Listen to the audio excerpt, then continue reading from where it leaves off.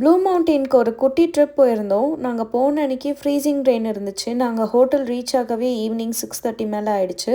போயிட்டு நல்லா ரெஸ்ட் எடுத்துகிட்டு ஃப்ரெஷ்அப் ஆகிட்டு அங்கே பக்கத்தில் இருக்க வில்லேஜ் மார்க்கெட் போகலான்னு தான் கிளம்பியிருந்தோம். நாங்கள் பாக்ஸிங் டே அன்றைக்கி போயிருந்தோம். அதில் அட்வான்டேஜும் இருந்துச்சு, டிஸ்அட்வான்டேஜும் இருந்தது.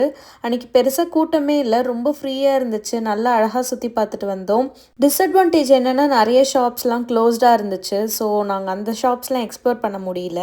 ஃபுல்லாக லைட்ஸில் டெக்கரேட் பண்ணியிருந்தாங்க. ஸோ அந்த பிளேஸே ரொம்ப கலர்ஃபுல்லாக இருந்துச்சு. அங்கே ஒரு லேக் இருந்தது, பட் எல்லாமே ஃப்ரீஸ் ஆகி ஃபுல்லாக ஐஸாக இருந்தது. ஸோ அங்கே நின்று கொஞ்சம் நேரம் டைம் ஸ்பெண்ட் பண்ணிவிட்டு அதுக்கப்புறம் டின்னர் சாப்பிட போயிட்டோம்.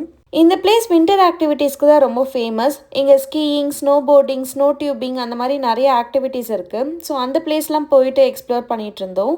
இங்கே ஸ்ப்ரே பண்ணிகிட்டு இருக்கிறது எல்லாமே ஆர்டிஃபிஷியல் ஸ்னோ. நேச்சுரல் ஸ்னோஃபால் கம்மியாக இருக்கும் போது இந்த மாதிரி ஸ்ப்ரே பண்ணுவாங்க. ஸோ தட் ஸ்னோ போர்டிங் ஒரு ஸ்கீயிங் பண்ணும் போதும் அந்த பிளேஸ் ரொம்ப ஈவனாக இருக்கும். இதோட லாங் வீடியோ என்னோட சேனலில் கொடுத்துருக்கேன். லிங்க் டிஸ்கிரிப்ஷனில் இருக்குது, செக் பண்ணி பாருங்கள். இந்த வீடியோ பிடிச்சிருந்ததுன்னா லைக் பண்ணுங்கள், என்னோட சேனலை சப்ஸ்கிரைப் பண்ணிக்கோங்க. See you all in another video. Bye.